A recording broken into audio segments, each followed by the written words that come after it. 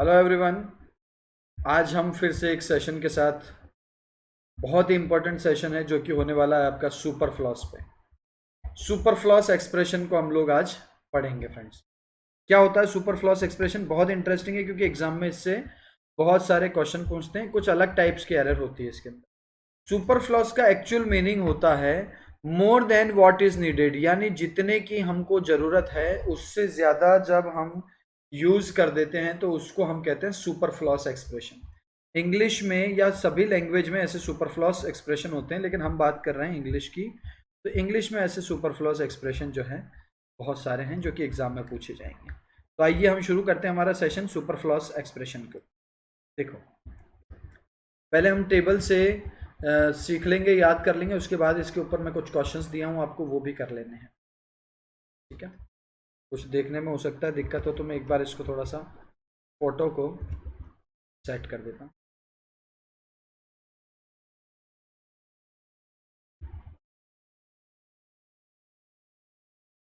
चलो,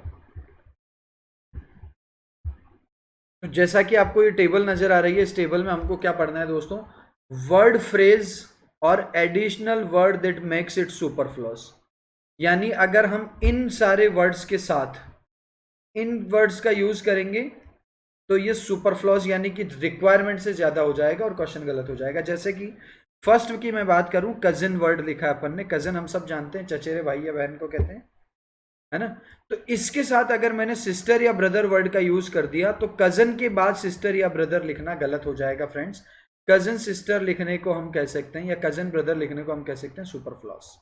ठीक है, सिर्फ कजिन लिखना होता है, अपने आप स्थिति क्लियर हो जाती है। कैसे? He is my cousin.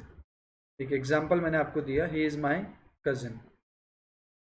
बताओ, जब यहां पर अपन ने ही लिखा है तो इसी से स्पष्ट हो गया कि ये जो कजन है ये भाई है, पक्का है, सिस्टर नहीं हो सकता क्योंकि शी लगाते हैं। तो हमको क्लियर हो जाता है ऑलरेडी कि हम भाई की बहन कर रहे हैं, बात कर रहे हैं या बहन की। इसलिए हमको कजन के बाद में ब्रदर या सिस्टर वर्ड का यूज बिल्कुल नहीं करना है, ये इसका सुपरफ्लॉस बन जाएगा। ठीक है, ऐसे ही बाकी सारे वर्ड्स को हम लोग देख लेते हैं फटाफट कि कौन है जो सुपरफ्लॉस एक्सप्रेशन बना सकते हैं। कंसेंसस का मतलब होता है आपसी सहमति का ओपिनियन। मतलब कोई मीटिंग चल रही है, उसमें किसी मुद्दे पे विचार किया जा रहा है, उस मुद्दे पे क्या रिजल्ट है, सारे मिलके उसमें वोटिंग करके भैया 50 लोगों ने कह दिया कि हाँ इस पक्ष में फैसला होना है और 30 ने कहा है विपक्ष में, तो एक कंसेंसस बना, यानी कि एक ओपिनियन जो जनमत है वो बना। तो ये ऑलरेडी इसमें ओपिनियन शामिल होता है, इसलिए कंसेंसस के साथ ओपिनियन वर्ड का यूज नहीं करना है क्योंकि कंसेंसस में शामिल होता है ओपिनियन वर्ड। क्लियर हो गया होगा आपको यहां तक? ठीक है, चलो नेक्स्ट वर्ड है कॉन्सर्ट या स्पाउस। बहुत अच्छे से याद कर लेना, बहुत यूनिक और अच्छा सुपरफ्लॉस है ये ग्राम वोकैब का। भैया कॉन्सर्ट का मतलब होता है शाही परिवार का पति या पत्नी। शाही परिवार, रॉयल फैमिलीज के पति या पत्नी को कहते हैं अपन, है ना? कॉन्सर्ट में वाइफ या हस्बैंड ऑलरेडी शामिल होता है, इसलिए इसके साथ हस्बैंड और वाइफ का यूज हमको बिल्कुल नहीं करना चाहिए, ये बात आपको समझ लेनी है। ऐसे ही स्पाउस का मतलब होता है हस्बैंड या वाइफ, तो स्पाउस के बाद में भी हस्बैंड या वाइफ का यूज नहीं करना है। एग्जाम में क्वेश्चन लिखा गया भैया कॉन्सर्ट वाइफ अगर हम लिख देंगे या हस्बैंड हम लिख देंगे तो ये हो जाएगा गलत, हटाओ इस वर्ड को। कॉन्सर्ट अपने आप में शामिल रखता है। लास्ट वर्ड अगर आपको नहीं दिख रहा है तो मैं इधर साइड में एक बार और लिख लेता हूं, कंक्लूजन। कंक्लूजन का मतलब होता है निष्कर्ष, और निष्कर्ष ऐसी चीज है जो लास्ट में ही ली जाती है सब चीजों को सोचने और विचार करने के बाद। तो कंक्लूजन ऑलरेडी अपने साथ में फाइनल इसका मतलब होता है, इसलिए इसके साथ फाइनल वर्ड का यूज सुपरफ्लॉस हो जाएगा। We can not say final conclusion, we can not say final conclusion, क्योंकि कंक्लूजन अपने आप में ही फाइनल है और फाइनल यूज लगा के सुपरफ्लॉस बन जाएगा। तो ये शब्द आप समझ गए होंगे क्या करना है। अगर इस कजिन के साथ ब्रदर या सिस्टर का यूज किया तो गलत हो जाएगा। कंसेंसस खुद अपने आप में ओपिनियन होता है, इसलिए इसके बाद ओपिनियन का यूज बिल्कुल नहीं करना है। कॉन्सर्ट में या स्पाउस में हस्बैंड या वाइफ शामिल है, इसलिए इसका हस्बैंड वाइफ का यूज नहीं करना है। कंक्लूजन अपने आप में फाइनल है, इसलिए इसके बाद फाइनल का यूज बिल्कुल नहीं करना है। ठीक है, और कुछ वर्ड्स पढ़ लेते हैं दोस्तों, ये बहुत इंपॉर्टेंट है, ये हमारे एग्जाम में बहुत ज्यादा पूछते हैं। ठीक, चलो, जो डेस्पाइट है इसका मतलब होता है इन स्पाइट ऑफ। यानी कि इंस्पाइट के बाद ऑफ होता है, ये पूरा वर्ड है एक साथ इंस्पाइट ऑफ। लेकिन अगर आपने डेस्पाइट के बाद ऑफ का यूज कर दिया तो ये गलत हो जाएगा भैया, डेस्पाइट के बाद कभी भी ऑफ का यूज नहीं होगा। समझ गए आप बात को? Very good. ऐसे ही दोस्तों अवेट, अवेट का मतलब होता है वेट फॉर, किसी के लिए इंतजार करना। इस अवेट के बाद ट्रांजिटिव वर्ब है, इसके बाद फॉर का यूज बिल्कुल नहीं हो सकता। वेट के बाद फॉर हो जाएगा, अवेट के बाद हमको फॉर का यूज बिल्कुल नहीं करना। ठीक है, चलो। ऐसे ही इन्वेस्टिगेट के बाद इनटू का यूज बिल्कुल नहीं करना है, क्योंकि इन्वेस्टिगेट का मतलब होता है एनक्वायर इनटू, किसी चीज में इंक्वायरी करना। एनक्वायर के बाद इनटू का यूज हो जाएगा दोस्तों, लेकिन इन्वेस्टिगेट के बाद कभी भी इनटू का यूज नहीं होगा। डिस्कस और डिस्क्राइब, इसके बाद जनरली अबाउट देके हमसे सेंटेंस पूछ लिया जाता है कि we are discussing about the matter. तो याद रखें, डिस्कस, डिस्कस या डिस्कसिंग जो भी अपन ने वर्ब का फॉर्म बनाया है, इसके बाद अबाउट प्रिपोजिशन का यूज या किसी भी प्रिपोजिशन का यूज नहीं होगा, क्योंकि डिस्कसिंग एक हमारा ट्रांजिटिव वर्ब है जिसके बाद ऑब्जेक्ट आता है। No preposition will be used after discuss और डिस्क्राइब। ठीक है, इसके अर्थ में हमको ये समझ में आता है कि के बारे में बात कर रहे हैं हम, लेकिन इसमें अबाउट का यूज बिल्कुल नहीं होगा डिस्कस डिस्क्राइब के बाद। लास्ट है एंटर इनटू।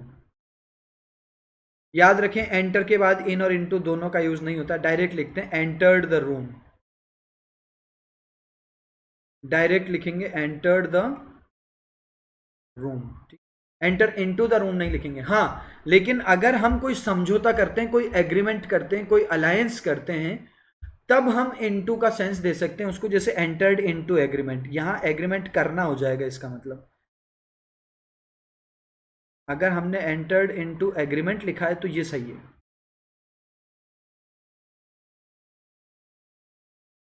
ठीक है, एग्रीमेंट या अलाउंस है तो इनटू आ जाता है। बाकी किसी स्थान में प्रवेश करने के लिए एंटर के बाद इनटू का, किसी प्लेस में एंटर करने का सेंस है we can not use into after enter. तो ये सारे प्रिपोजिशन के सुपरफ्लो से याद कर लेना, एग्जाम में जरूर मिलते हैं देखने को। डेस्पाइट के बाद कभी भी ऑफ नहीं आएगा, इंस्पाइट ऑफ सही है। अवेट के बाद कभी भी फॉर नहीं आएगा, वेट के बाद फॉर आ जाता है। इन्वेस्टिगेट के साथ कभी भी इनटू नहीं आएगा, एनक्वायर के बाद इनटू आ जाता है। डिस्कस या डिस्क्राइब के बाद अबाउट का यूज नहीं होगा, और एंटर के बाद इनटू का यूज नहीं होगा। अगर एग्रीमेंट में एंटर कर रहे हैं तो इनटू हो सकता है। क्लियर हो जाना चाहिए, सारा स्क्रीनशॉट ले लेना। ठीक है, चलो नेक्स्ट। बहुत बढ़िया भैया, सिबलिंग का मतलब होता है भाई या बहन। जब सिबलिंग में अपने आप ही भाई या बहन का सेंस देता है तो सिबलिंग के बाद ब्रदर और सिस्टर का यूज सुपरफ्लॉस हो जाएगा, जरूरत से ज्यादा चीज हो जाएगी। सिबलिंग का मतलब ही होता है कि भाई या बहन। ठीक है, ऐसे ही ड्यूरिंग का मतलब होता है किसी पीरियड के दौरान, तो ड्यूरिंग के साथ पीरियड का यूज कर देना, ड्यूरिंग द पीरियड, बिल्कुल गलत हो जाएगा। ठीक है, और वाइल का यूज, क्योंकि ये ड्यूरिंग, पीरियड और वाइल इनका मतलब भी होता है किसी विशिष्ट टाइम के दौरान, और ड्यूरिंग का मतलब भी यही होता है। कभी भी आपने लिख दिया during the period of war, period of war superfluous हो गया भैया। इसका मतलब आप सीधा लिखो ड्यूरिंग द वॉर।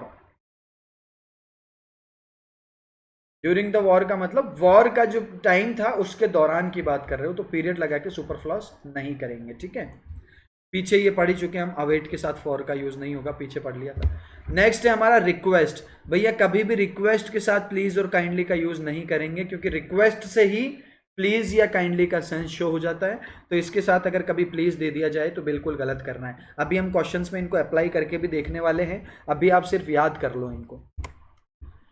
नेक्स्ट दोस्तों, रेन कैट्स एंड डॉग्स। भैया जी रेन का कैट्स एंड डॉग्स का मतलब होता है मूसलाधार बारिश, बहुत ही ज्यादा बारिश हो जाती है उसको कहते हैं कैट्स एंड डॉग्स, मूसलाधार बारिश। इसको कभी भी ये नहीं लिखना चाहिए हमको raining, it is raining like cats and dogs, like बिल्कुल नहीं होगा, यानी सीधा होता है word raining cats and dogs. ठीक है भैया, लाइक बिल्कुल यूज नहीं होगा। ये फ्रेज है पूरा, रेन कैट्स एंड डॉग्स का मतलब मूसलाधार बारिश। नेक्स्ट है हमारा bag and baggage. Bag and baggage का मतलब है पूरा अपना बोरिया बिस्तर बांध के कहीं से निकल जाना, या बोरिया बिस्तर समेत, यानी सारा अपने बिलोंगिंग्स को लेकर आना। इसके साथ विथ का यूज बिल्कुल सुपरफ्लॉस है। कैसे देता है एग्जाम में, देखो, he left the room with bag and baggage, ये हो जाएगा आपका बिल्कुल एब्सोल्युटली रॉन्ग।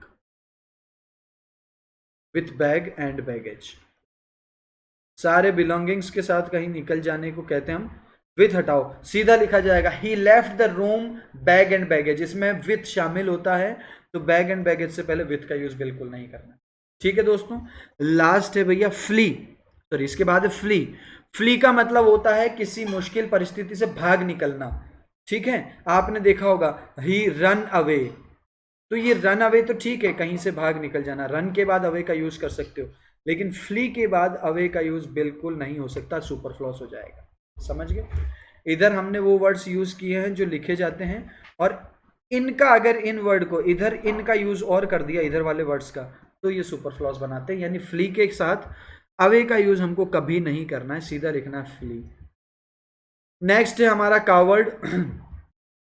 कावर्ड के बाद मैन, बॉय, इनका यूज बिल्कुल नहीं करना है, बिकॉज कावर्ड अपने आप में ही एक नाउन होता है। कावर्ड का मतलब होता है डरपोक व्यक्ति को कहते हैं, कोई भी जो डरपोक व्यक्ति होता है उसको कावर्ड कहते हैं दोस्तों।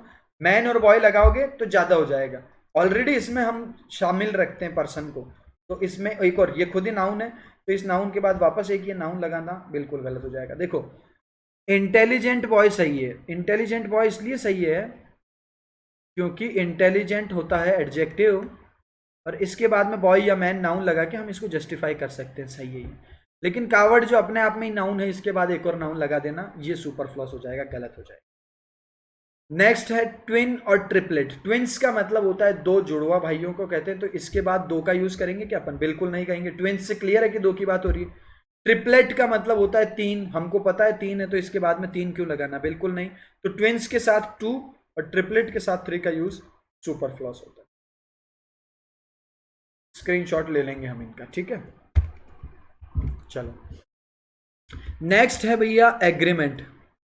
एग्रीमेंट का मतलब होता है दो लोग आपस में कुछ चीज को लेकर समझौता करते हैं कि इतना पैसा हम आपको देंगे और बदले में आप हमको ये जमीन दे दो या कुछ भी दे दो। एग्रीमेंट इस चीज को लेकर हो सकता है। तो एग्रीमेंट अपने आप में वैसे ही म्यूचुअल होता है, दोनों के आपसी समझौतों से होता है, तो इसके साथ में म्यूचुअल वर्ड का यूज क्या हो जाएगा? सुपरफ्लॉस हो जाएगा, ठीक है। द रीजन के साथ बिकॉज का यूज, द रीजन वाई के साथ बिकॉज का यूज कभी नहीं करना है। इंस्टीड बिकॉज हमको दैट का यूज करना है। ये कंजंक्शन का सुपरफ्लॉस है जो कंजंक्शन टॉपिक में पढ़ लेंगे।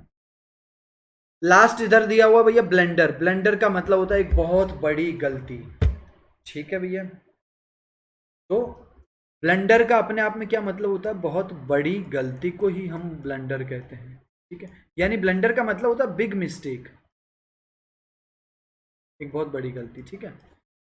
हालांकि बिग मिस्टेक की जगह हमको ब्लेंडर का ही यूज करना चाहिए। तो जब ब्लेंडर का मतलब ही है बड़ी गलती, तो बिग और ह्यूज इसके साथ बिल्कुल यूज नहीं होगा। ना ही इसके साथ स्लाइट या स्मॉल का यूज होगा, क्योंकि ब्लेंडर कभी भी छोटा नहीं होता है, हमेशा बड़ा ही होता है और वो अपने आप में शामिल रखता है, इसलिए बिग और ह्यूज का यूज इसके साथ बिल्कुल सुपरफ्लॉस हो जाएगा, हटा दो इनको। नेक्स्ट ऑन द कॉन्ट्रेरी, इसके साथ बट का यूज नहीं करना है, क्योंकि ऑन द कॉन्ट्रेरी का मतलब होता है किसी चीज के खिलाफ, किसी चीज के विरुद्ध, विरोधी बात करने के लिए आता है। जब ये अपने आप में विरोध बता देगा तो बट क्यों लिखें? ये भी विरोध को बताता है, तो ये गलत है। एक्सीड का मतलब होता है किसी चीज से ज्यादा, यानी मान लो मुझे कहना है कि 50 वर्ड से ज्यादा आपको नहीं लिखने हैं, तो हम क्या बोलेंगे? एक्सीड, है ना। योर ऐसे कुड नॉट एक्सीड या should not exceed 50 words, 50 word से ज्यादा नहीं होना चाहिए। इसका मतलब ही होता है मोर देन समथिंग, इसलिए इसके साथ मोर देन का यूज कभी नहीं होगा। ये एग्जाम में क्वेश्चन पूछा जा चुका है कई बार, ठीक है। रिलेटेड टू, कंसर्न विथ और रिगार्डिंग, तीनों का सेम मतलब होता है, इसलिए इनको एक साथ कभी भी यूज नहीं करेंगे, ठीक है। चलो भैया लास्ट है हमारा इधर ब्रीज। दोस्तों ब्रीज का मतलब होता है ठंडी ठंडी पवन, मध्यम मध्यम हवा जब चलती है उसको कहते हैं। ये ऑलरेडी लाइट को ही कहा जाता है, इसलिए ब्रीज के साथ हमको लाइट और स्ट्रॉन्ग का बिल्कुल यूज नहीं करना है, समझ रहे हो? लाइट, ब्रीज क्या होती है? लाइट होती है अपने आप में, इसके साथ स्ट्रॉन्ग, है ना, इनका यूज बिल्कुल नहीं करना है। यहां बहुत इंपॉर्टेंट लिखे हैं भैया जी, फटाफट देख लो। कम अक्रॉस, कम अक्रॉस का मतलब होता है किसी से अचानक मुलाकात होना, अचानक मुलाकात होना, इसे कहते हैं हम कम अक्रॉस। दोस्तों इसमें अचानक वर्ड शामिल है, इसलिए पहले तो इससे पहले सडनली कभी नहीं होगा, दूसरा, इसके बाद विथ का यूज भी नहीं किया जाएगा, जैसे कि वी कैन नॉट से I suddenly come across with my friend. कहीं जा रहा था, रास्ते में मुझे अचानक से अपना दोस्त मिल गया, तो अब कम अक्रॉस में अचानक शामिल है, ना तो सडनली होगा ना ही विथ होगा। याद रखना, ये क्वेश्चन बहुत बार पूछा है। नेक्स्ट है हमारा यूनिवर्सली। यूनिवर्सली का मतलब होता है जो सब जगह व्याप्त हो। इसके साथ हम एवरीवेयर का यूज बिल्कुल नहीं कर सकते, क्योंकि ऑलरेडी यूनिवर्सली का क्या मतलब होता है, जो सब जगह है। ओबिक्विशियस, ओमनी प्रेजेंट और एवरीवेयर और बाय ऑल, ये कोई भी शब्द यूनिवर्सली के लिए नहीं आएंगे, क्योंकि भैया यूनिवर्सली का मतलब ही होता है बाय ऑल। ओमनी प्रेजेंट का मतलब होता है जो सभी जगह है, तो जब यूनिवर्सली लिख दिया है तो फिर ये क्यों लिखना है? यूनिवर्सली से ओमनी प्रेजेंट से पहले कभी भी यूनिवर्सली नहीं लिखना है। यूनिवर्सली प्रेजेंट का मतलब होता है ओमनी प्रेजेंट,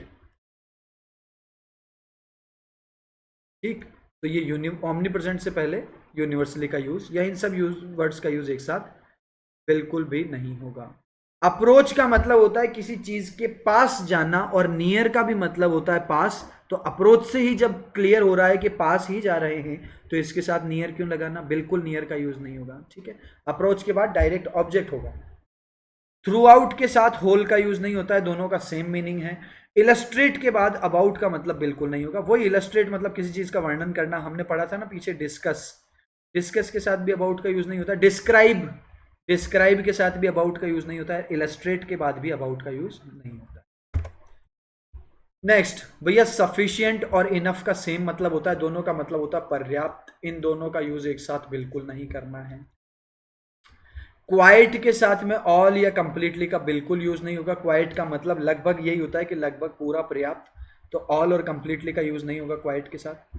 पीरियड के बाद ऑफ टाइम का यूज नहीं होता है। फ्यूनरल अपने आप में ही एक सर्विस है, याद रखना। फ्यूनरल के बाद सर्विस बिल्कुल नहीं होगा। वी कैन नॉट से फ्यूनरल सब सर्विस, स्लैंग एक्सप्रेशन है, गलत है, ठीक है। फ्यूनरल अपने आप में ही एक सर्विस है, तो फ्यूनरल से ही काम चल जाएगा।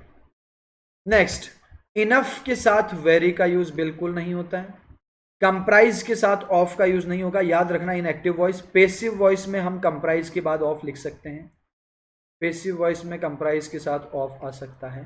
एग्जाम्पल दूं तो committee,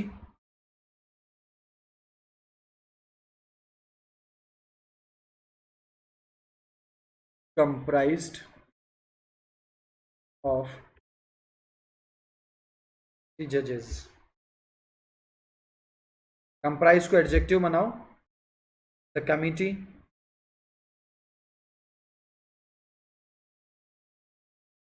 is comprised of 3 judges। ध्यान देना, इधर एक्सेप्शन सहित पढ़ा रहा हूं सारी चीजें भैया जी। ये कंप्राइज्ड के साथ ऑफ का यूज बिल्कुल नहीं होगा। यहां पर इज कंप्राइज लिखा है, पेसिव जैसा लग रहा है, ये पास्ट पार्टिसिपल के जैसे यूज हुआ है, पेसिव वॉइस। ऑफ यहां पर बिल्कुल यूज हो जाएगा। पेसिव स्ट्रक्चर में है तो ऑफ यूज हो जाएगा, एक्टिव में है तो नहीं होगा। फैमिली मेंबर नहीं होता भैया, मेंबर ऑफ द फैमिली होता है। फैमिली मेंबर गलत है। Last but not the least, reception के साथ कभी भी पार्टी वर्ड का यूज नहीं होगा, सुपरफ्लॉस हो जाएगा। Reception itself is a party, तो इसलिए आपको यहां पर पार्टी नहीं लिखना। और ये last, reset, return, retract, retreat, recall, reimburse, withdraw, rebound, सब में री लगा हुआ है। इसका मतलब इसमें शामिल है अपने आप में ही बैक या अगेन वर्ड। तो याद रखना, इनमें से किसी भी वर्ड के साथ बैक और अगेन का यूज बिल्कुल नहीं हो सकता है। ये थे हमारे वोकैब के सारे सुपरफ्लॉस। इससे ज्यादा कोई सुपरफ्लॉस एक्सप्रेशन आपको करने की जरूरत नहीं है। अगर ये आपको याद है, सफिशिएंट है आपके एग्जाम के लिए। वेरी इंपॉर्टेंट है दोस्तों। इसमें से कुछ हो सकता है आपको ऑलरेडी याद हो, जैसे कजिन के साथ सिस्टर नहीं होता है, लेकिन कुछ बिल्कुल लोगों को याद नहीं है, और वो है कॉन्सर्ट के साथ हस्बैंड या वाइफ का यूज, ठीक है। कॉन्सर्ट अपने आप में ही हस्बैंड वाइफ होता है, इसलिए उसके साथ हस्बैंड या वाइफ वर्ड का यूज नहीं करना है। तो ये वोकैब के सुपरफ्लॉस थे। नेक्स्ट पार्ट में हम ग्रामर के सुपरफ्लॉस भी पढ़ेंगे। आइए इनमें कुछ क्वेश्चन करके देख लेते हैं हम फटाफट से। पहला question, When I was going to market, जब मार्केट जा रहा था, I suddenly came across my childhood friend. भैया came across के पहले suddenly का यूज नहीं होता है, बी आंसर हो जाएगा. Very good. इसका मतलब ही होता है अचानक मुलाकात होना. A cool light breeze was blowing and it soon put the child to sleep. मेरे दोस्तों, ब्रीज का मतलब अपने आप में ही होता है ठंडी ठंडी पवन चलना, हवा. लाइट का यूज इससे पहले नहीं होना, ए आंसर हो जाएगा. Next, When we entered into the hall, किसी प्लेस में प्रवेश करने के लिए हम कभी भी एंटर के बाद into का यूज नहीं कर सकते. ए इज योर आंसर. ठीक है. जब हमने हॉल में एंटर किया, everyone stood up and gave us a warm welcome. सब खड़े होके हमारा बहुत ही गर्मजोशी से स्वागत किया है. नेक्स्ट, द ऐसे on woman empowerment. Woman empowerment पे जो ऐसे है वो should not exceed more than 500, यानी 500 शब्दों को एक्सीड नहीं करना चाहिए. एक्सीड के साथ मोर देन बिल्कुल नहीं होगा, क्योंकि एक्सीड का मतलब ही होता है किसी चीज से ज्यादा, इसलिए मोर देन बिल्कुल नहीं आएगा. सी आंसर हो जाएगा. Next, it rained like cats and dogs. भैया रेन्ड कैट्स एंड डॉग्स का मतलब होता है मूसलाधार बारिश, इससे पहले लाइक का यूज नहीं होता है. B is your answer. Very good. Next, When Alexander saw that, जब अलेक्जेंडर ने देखा that his army was exhausted, बहुत ज़्यादा थक चुकी है, he decided to retreat back. retreat का मतलब होता है किसी सेना ने जब अपने लड़ाई से कदम पीछे खींच लिए हों तो उसको रिट्रीट कहते हैं. दोस्तों रिट्रीट, रिट्रैक्ट, रिकॉल, इनके साथ बैक या अगेन का यूज नहीं होगा. सी आंसर हो जाएगा. ठीक है. Next, he left India with bag and baggage for good. for good का मतलब होता है हमेशा के लिए. ये एक एडियम है, एडियमेटिक एक्सप्रेशन है. इसका मतलब अच्छे के लिए नहीं है, इसका मतलब होता है हमेशा के लिए. फॉर गुड का मतलब, ही लेफ्ट इंडिया, उसने भारत छोड़ दिया है अपने सारे बिलोंगिंग्स के साथ, बैग एंड बैगेज के साथ. पहले विथ का यूज बिल्कुल नहीं होगा. बी आंसर हो जाए. समझ गए बात को? शाबाश.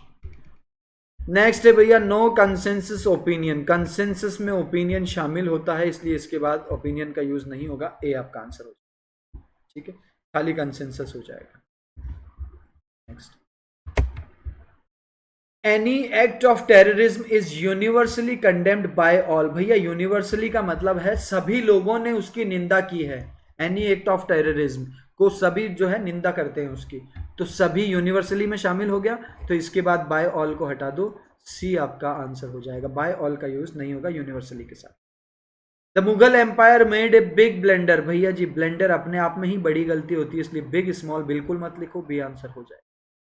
ठीक है, ये सारे जो अपन ने याद किए थे उस शीट में, उसका आपका प्रैक्टिस और रिवीजन भी हो गया. ठीक है दोस्तों, the students have already taken the exam and the result is being awaited for. Wait for होता है लेकिन अवेट के साथ फॉर नहीं होगा. सी आंसर हो जाएगा. ठीक है, awaited the exam, the result है ये, है ना, इसको पैसिव में लिख रहे हैं तो फॉर बिल्कुल नहीं आएगा. The thief fled away. Fled flee की ही थर्ड फॉर्म सेकंड फॉर्म है, इसलिए अवे बिल्कुल मत लिखो. फ्ली का मतलब ही होता है flee is equals to run away. ठीक है, रन के साथ अवे हो जाता है लेकिन फ्ली के साथ नहीं होता है दोस्तों. किसी बुरी स्थिति से भाग जाना, फ्ली, अवे बिल्कुल नहीं होगा. तो ये था हमारा आज का सेशन. उम्मीद है आप सबको ये सारी चीजें समझ में आ गई होगी. और ये क्वेश्चन लास्ट देख लो. एट टी टाइम यानी चाय के समय, queen Victoria सैंग duets with her concert husband Prince Albert. चाय के समय क्वीन विक्टोरिया डुएट्स गाया उन्होंने किसके साथ? With her concert. कॉन्सर्ट का मतलब होता है पति या पत्नी. यहां पर पति है, क्लियर है, क्योंकि क्वीन विक्टोरिया का है तो हस्बैंड होगा ऑलरेडी ऑब्वियसली. तो ये हस्बैंड इसमें शामिल है, यहां से हस्बैंड को हटा दो. सी आंसर हो जाएगा. तो ये एक स्क्रीनशॉट ले लेना सारे और इनको याद कर लेना और इनके एग्जाम्पल्स देख लेना. इसके अलावा जो हमारे पास बचता है वो है ग्रामेटिकल सुपरफ्लॉस, जो हम नेक्स्ट लेक्चर में पढ़ेंगे.